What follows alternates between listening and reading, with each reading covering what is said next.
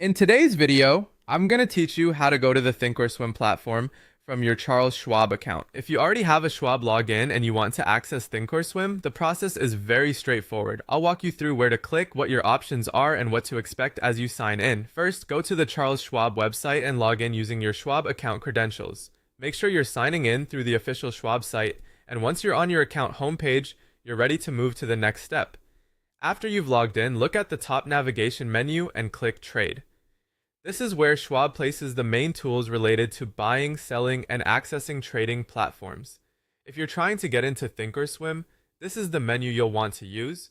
From here, you'll have two ways to access Thinkorswim, depending on how you prefer to trade. The first option is Thinkorswim Web. If you want to launch the platform directly in your browser without installing anything, click Trade, then choose Thinkorswim Web. This is the fastest option if you just want to get in quickly and start using the platform online.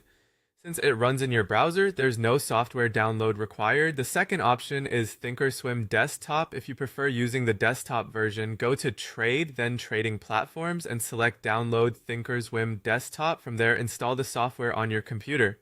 This version is useful if you want the full desktop experience and prefer working from an installed application instead of a browser tab.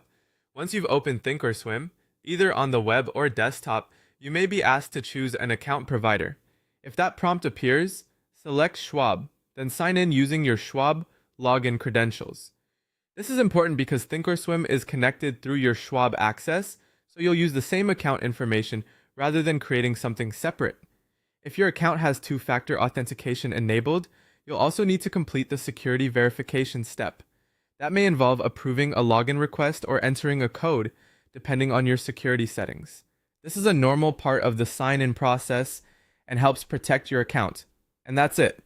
Log into Schwab, open the trade menu, choose either Thinkorswim Web or the desktop version, sign in with Schwab as your provider, and complete verification if needed. If you're having trouble, double check that you're using the correct Schwab credentials and that your browser or app is fully updated.